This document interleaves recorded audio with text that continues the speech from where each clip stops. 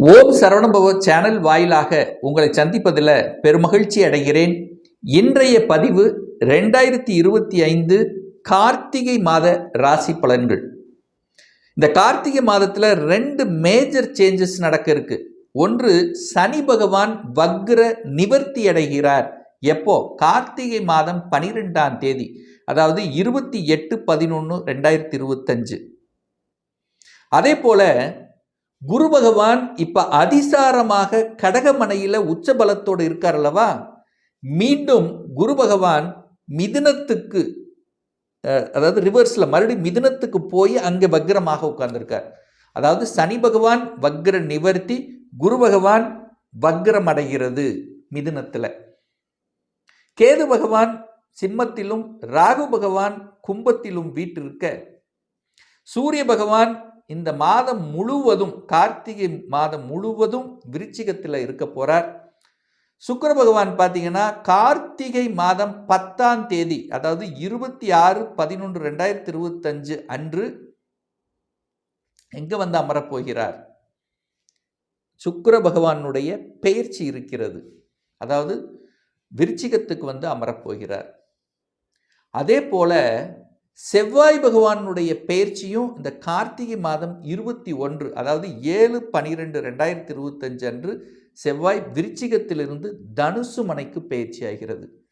So இந்த கிரக அமைப்புகளை எல்லாம் வைத்துக்கொண்டு இந்த கார்த்திகை மாதம் என்ன பலன், எப்படி இருக்கும், எதை செய்யலாம், எதை செய்யக்கூடாது என்பதை 12 ராசிகளுக்கும் தனித்தனியே டீட்டெயிலாக நம்ம பார்க்க போகிறோம்.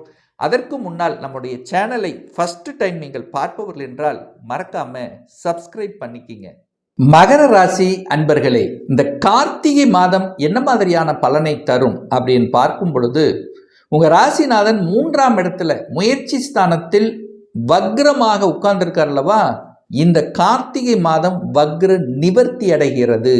ஸோ எப்போ சார் நிவர்த்தி அடைகிறது அப்படின்னா, கார்த்திகை மாதம் 12ஆம் தேதி 28/11/2025 அன்று சனி பகவான் உங்கள் ராசிநாதன் 3ஆம் இடத்துல வக்ரமாக இருந்த தன்மையை நீங்கி இப்போ நல்லபடியாக இருக்க போகிறார். அப்போ வக்ர நிவர்த்தி அடைகிறது. குரு பகவான் பார்த்தீங்கன்னா இப்போ 7ஆம் இடத்துல உட்கார்ந்துருக்கார். அதாவது அதிசாரமாக வந்து உச்சபலத்தோடு உங்கள் ராசியை பார்த்து கொண்டிருக்கிறார். அப்போ குரு பகவானும் வக்ரம் அடைய போகிறது இந்த கார்த்திகை மாதத்தில். எப்போ? 19ஆம் தேதி, கார்த்திகை 19 5/12. அப்போ குரு பகவான் வக்ரமாகி மீண்டும் மிதுனத்துக்கு செல்ல போகுது. இந்த மாதம் பாருங்க, 9 10ஆம் அதிபதிகள் இணைகிறது. 10ஆம் அதிபதி ஆட்சி பலம், 11ஆம் அதிபதி ஆட்சி பலமோட இருக்கார். அப்போ 9 10 11 ஒரு நல்ல கனெக்டிவிட்டி இந்த மாதம் இருக்க போகிறது. அப்போ தொழில் ரீதியில் சில பல நல்ல மாற்றங்களை சந்திக்கக்கூடிய, அனுபவிக்கக்கூடிய ஒரு நல்ல மாதம் இந்த கார்த்திகை மாதம். மனதில் இருந்து வந்த குழப்பங்கள் தெளிவு கிடைக்க போகுது. ஒரு கன்ஃபியூஷனாக இருந்தீங்கல்ல, டிசிஷன் மேக்கிங்கில் குளறுபடிகள் இருந்ததில்ல, அது கரெக்டாகும், தெளிவாயிருவீங்க. இதை செய்யணும் அதை செய்யணும் அப்படின்னு, எதை செய்யலாமா வேண்டாமா, ஒரு மாதிரி ஒரு டல்லாக இருந்து வந்த விஷயங்கள் இப்போ அந்த டல்னஸ் போக்கப்படுகிறது.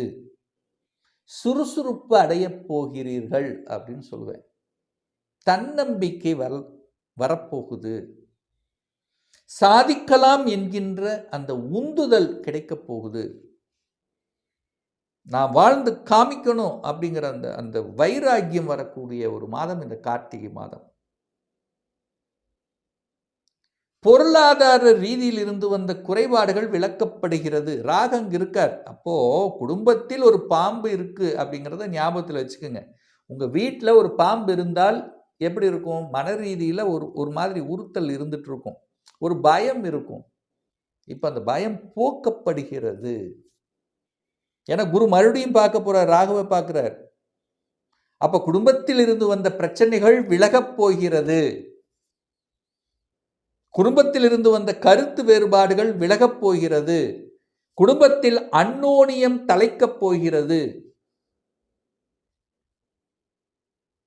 பேச்சு நன்றாக இருக்க போகுது. டல்லா இருந்தது, என்னதான் நல்லது செஞ்சாலும் ஏதாவது ஒரு கெடுதல்கள், நல்லதுக்கே சொல்ல போனாலும் அது அப்படியே ரிவர்ட் ஆகுதுங்கிறவங்கெல்லாம் இப்போ ஓகே, பேச்சு பலப்பட போகுது. சனி பகவான் வக்ர நிவர்த்தி அடைகிறார். வேகம் எடுக்க போகிறீர்கள் அர்த்தம். மந்தமா டல்லா கடந்த சில மாதங்களாக சில செயல்பாடுகள் உங்க உங்க உங்க கண்ட்ரோலுக்கு வரலன்னு இப்போ உங்க கண்ட்ரோலுக்கு வரப்போகுதுன்னு அர்த்தம். புதிய ஒப்பந்தங்கள் போட போறீர்கள், டிராவல் பண்ண போறீங்க, புதிய நண்பர்கள் கிடைக்க போகிறது, வியாபாரத்தில் புதிய யுக்திகளை அதாவது யுக்திகள் வித்தியாசமான, அதாவது மற்றவர்கள் செய்யாத சில விஷயங்கள்ல அப்படியே மாறுபட்ட எண்ணத்தோடு செயல்படக்கூடிய தன்மை. அப்ப என்ன, உங்களுடைய பிளான் தனித்தன்மையுடன் செயல்படக்கூடிய தன்மைன்னு சொல்லிக்கலாம்.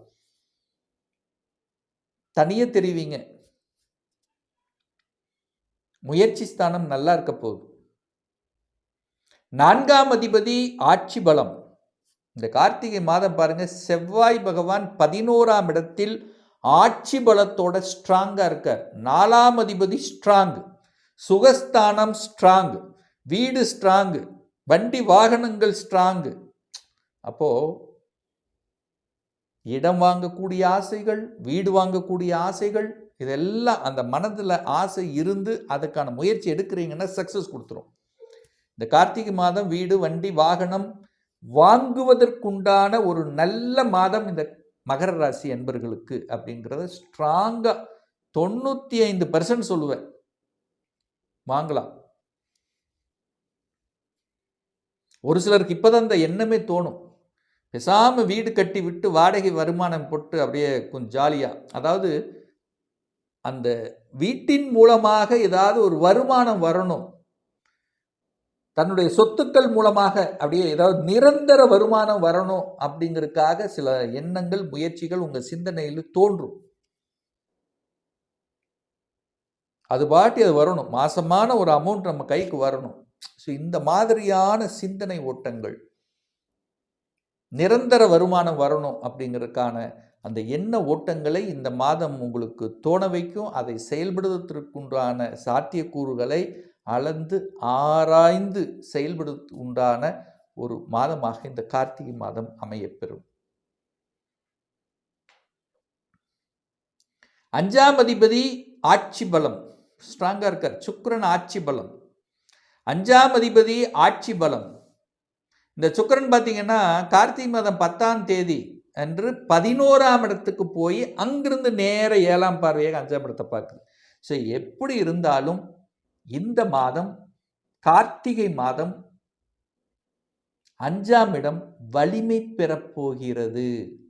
ஏன்னா மகரத்துக்கு யோகத்தை தரக்கூடிய ஒரு கிரகம் சுக்கிரன் தான். 9 கிரகம் இருக்கு.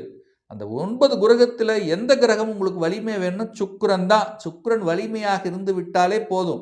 5ஆம் அதிபதி 10ஆம் அதிபதி யான சுக்கிரன் இந்த மாதம் ஆட்சி பலம். அதுக்கப்புறம் கார்த்திகை 10ஆம் தேதி 11ஆம் இடமான லாபஸ்தானத்தில் வந்து அமர்ந்து கொண்டு 5ஆம் இடத்தை பார்க்குது, தன் வீட்டை தானே பார்க்குது. அப்போ 5ஆம் இடம் வலுப்பெறப் போகிறது. சார் அப்படி வலுத்த என்ன சார் அர்த்தம்? பூர்வ புண்ணியம் பலப்பெறப் போகுது, அதிர்ஷ்டங்கள் கிடைக்கப் போகிறது, நல்லவைகள் நடக்கப் போகிறது, குலதெய்வ அருள் உங்களுக்கு கிடைக்கப் போகிறது, பதவி கிடைக்கப் போகிறது, தொழிலில் ஒரு நல்ல மாற்றம், வேலை இல்லாதவருக்கு வேலை கிடைக்கப் போகிறது, ஒரு சிலருக்கு ப்ரமோஷன் கிடைக்க காத்து கொண்டிருக்கிறது அப்படின்னு சொல்லுவேன். நல்ல விஷயங்கள், குழந்தை பாக்கியம் கிடைக்கப் போகிறது. குழந்தை பாக்கியம் இல்லாத தம்பதிகளுக்கு குழந்தை பாக்கியம் கொடுக்கக்கூடிய ஒரு மாதம் இந்த கார்த்திகை மாதம் அப்படின்னு சொல்லுவேன். ஸ்ட்ராங்கா சொல்லுவேன். கடனை கொடுக்குமா? கடன் கிடைக்குமா? கேட்ட இடத்தில் கடன் கிடைக்குமா? கடன் கிடைக்கும், கடன் கிடைக்கும். 6ஆம் இடத்தில் குரு வந்து அமரப்போகிறார், வக்ரமாக அமரப்போகிறார் 5/12, அதாவது கார்த்திகை மாதம் 19ஆம் தேதி. கடனை பற்றிய எண்ண ஓட்டங்கள் நிச்சயமாக உங்க ஆழ்மனதில் எழும். ஒன்று கடன் அடைப்பதற்கு அல்லது கடனை வாங்குவதற்கு, ஏதோ ஒன்று. கடனை பற்றி சிந்தனை இல்லாமல் இந்த கார்த்திகை மாதம் இருக்க முடியாது.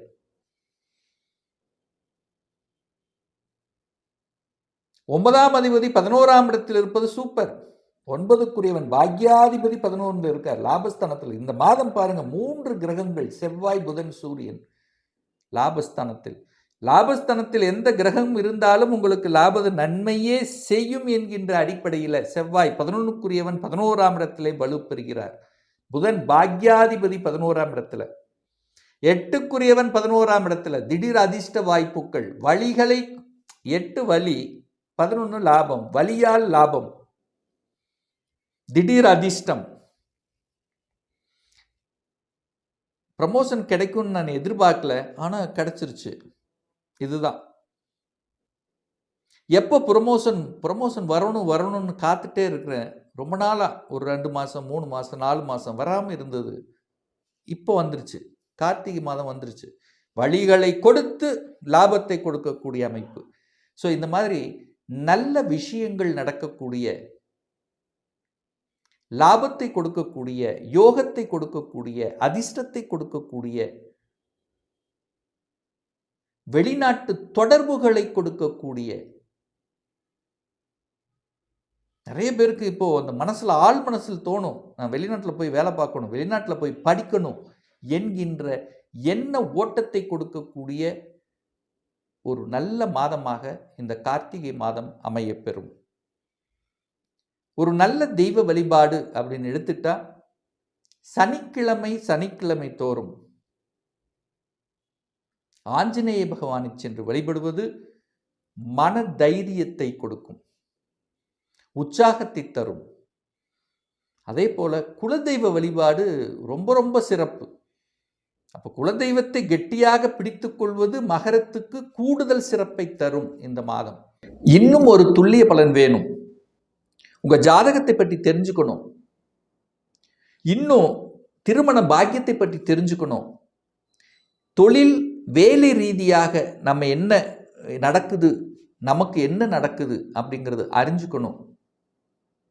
எப்போ நான் வீடு கட்டுவேன், குழந்தை பாக்கியம் பற்றி தெரிஞ்சுக்கணும், ஒரு கன்சல்டேஷன் எடுத்துக்கணும் அப்படின்னு விருப்பப்படக்கூடிய அன்பர்கள் டிஸ்பிளே தெரியக்கூடிய நம்பருக்கு வாட்ஸ்அப் மூலியமாகவோ ஃபோன் கால் மூலியமாகவோ தொடர்பு கொண்டு நேரடியாகவோ அல்லது ஆன்லைன் மூலியமாகவோ கன்சல்டேஷன் எடுத்துக்கலாம்.